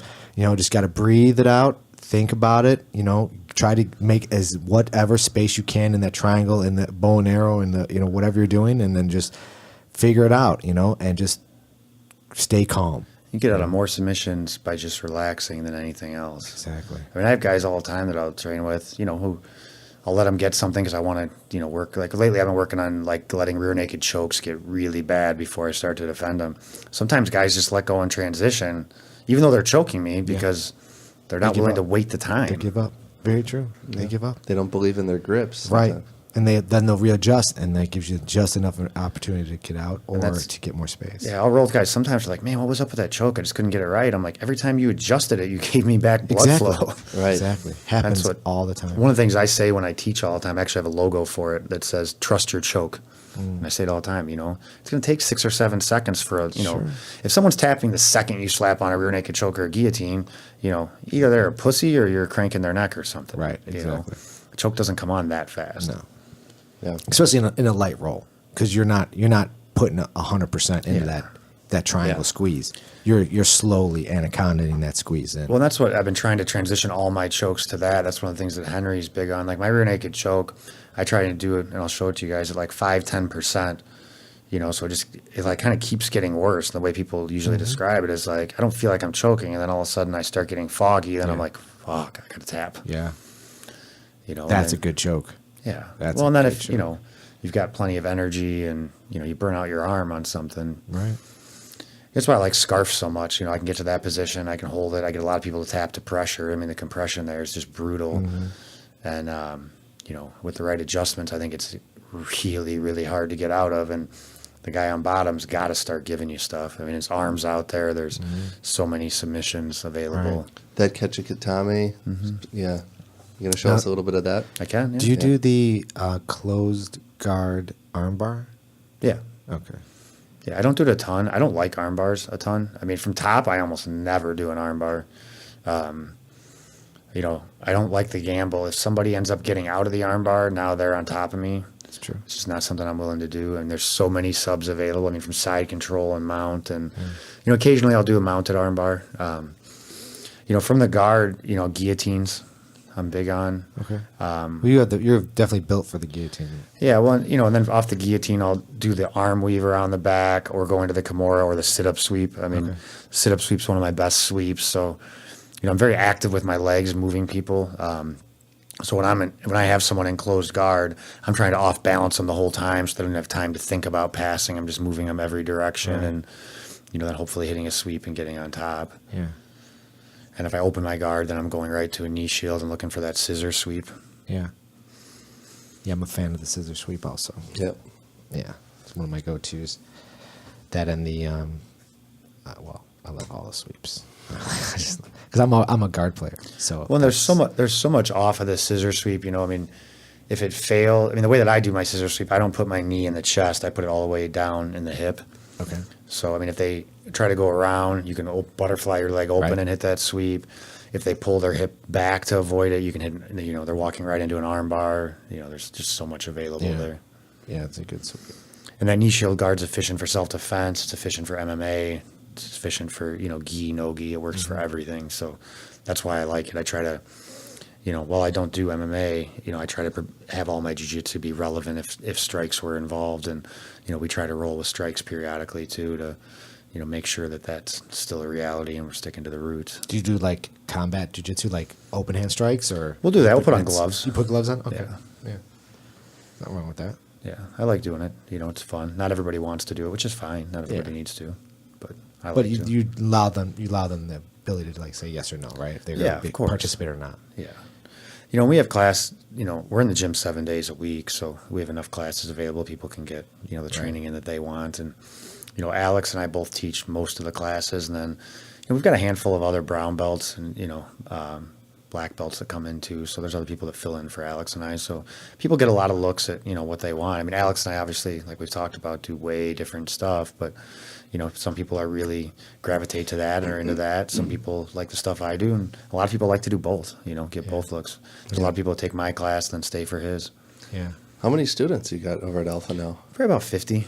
Nice. I do some Infusionsoft marketing stuff, and I actually help out some other people on a consulting basis with their schools. For Alex and I, we just don't have time. Alex has a full-time job, a family, and he has another side business teaching firearms trainings. I've obviously got a million things going on. So when we've run ad campaigns to get leads and stuff, we end up just not calling people. Right. So, I mean, most of our students are word of mouth, friends of friends, or our friends that, come in. Yeah. Anthony's been to the school. We don't have a ton of room. So, if we got too much bigger, it wouldn't really work that well. And you've always got a couple people coming in, a couple people injured. It kind of ebbs and flows a little bit. Right. And we negotiated a very long lease with a favorable, rent with small percentage increments. So we've been able to invest that money into the basement, where we're adding showers and a locker room and a second mat space. So Beautiful. that'll be really nice. We're hoping to add, like when Mark teaches his kids class, we'd like to add some cardio or yoga or something, get some of the parents in there and transition them. We don't really do any striking right now. We have 1 day a week. We have somebody come in and teach striking, but I think we're going to probably expand that once the basement gets done. Mm-hmm. Try and offer a striking program. Yeah. You know what? I think showers are important in a school.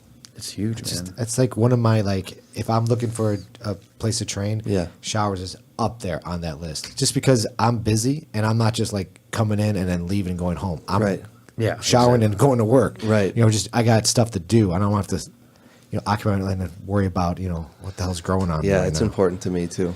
It's definitely up there. It has. I mean, I don't know. I don't know of any place I've ever been to where it wouldn't work. Well, I would obviously, say, if you have the basement, your place is tiny. Yeah. But now with that basement, putting showers in, that's majority that's of places awesome. don't have showers. Majority don't. 75%. It's a luxury. Jiu-jitsu gyms don't. It's an expensive thing to add if you don't do the construction yourself or have someone. And then you got to deal with all the codes and everything else. My boys just opened a gym and they had I won't say where. I don't want to put the town on blast, but they had hell with the inspector. The guy was they had a walkway around the mat, and the guy made him make it ADA accessible. They wanted wheelchair ramps onto the mat, all this stuff. I mean, they almost didn't open the gym because there was so much stuff they wanted him to do. Really? Wheelchair ramp for the mat? What does that even mean? They wanted full ADA, which is for every X amount of inches, it's got to be so long. I mean, I've seen guys in wheelchairs compete. They roll up to the mat and then they get carried on the mat. Exactly. Right. I mean, and awesome. And if somebody wants to train, I'd be happy to coach them. But Sure. I don't think we need a ramp onto the mat. You're not going to bring your wheelchair onto the mat. That doesn't work. You're going to have to be on the mat. Yeah. Nerfing the world. That's what it is. Yeah, That's it's what it sad. comes down to. It gets some, and every place, it's not a universal thing.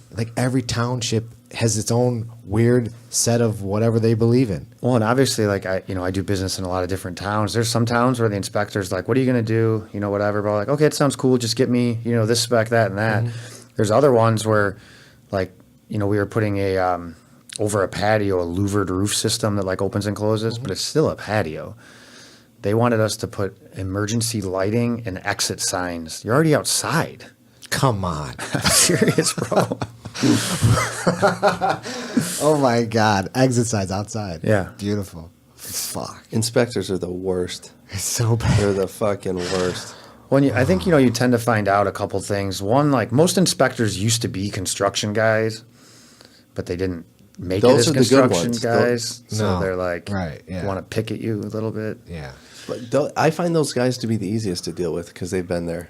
And they're yeah, dude, this looks good. This is fine. This is safe. I've had some issues with health inspectors like that. There's one health inspector that used to come by one of our restaurants that I just did not get along with. Mm-hmm. She was trying to give me advice one day. She's like, well, when I owned a restaurant, we did it this way and it worked really well. And I was like, go. well, obviously that didn't work out because you're a health inspector. Right, exactly. Exactly. That's the statement. I don't like chit-chatting with people too much, especially when it's regarding when I'm out doing my job. It's just I don't want to hear your there's nothing you're going to tell me. No, thank you. Yeah. People like to chit-chat and I It's the old joke. It's too busy. Everybody that knows how to run the world is busy sitting in bar stools. yeah, interesting, right? At Hart's Tavern somewhere. Oh man. All right, you want to do some technique? I'm always down to do some So let's go technique. do some technique. All right, Paul, dude. you going to throw the gi on? Yeah. Okay. Sure. Yeah, I'll film it. Okay. Word. All right. Well, before we go, where can people find you? Dhart _BJJ is my Instagram handle that I do for jiu-jitsu. I've got a personal one too, which you're more than welcome to find. Otherwise, Dan Hart on Facebook. I'm out there. alphajujitsu.com is our website. Wanderlustgi.com, wanderlustgrappling.com. All those. You can always hit me up.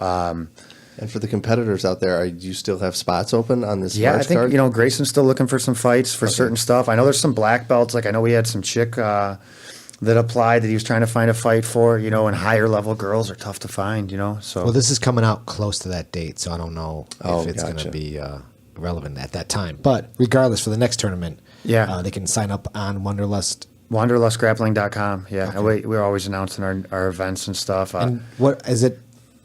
White to black, or Yeah, we kind of, we say blue and above, but we Okay. do, we do have some people. We end up with some people that, like there's guys that have been fighters for years and stuff. They're not ranked under a belt. Sure. I'm not gonna, be a snob and be like, oh no, you can't grapple. Right.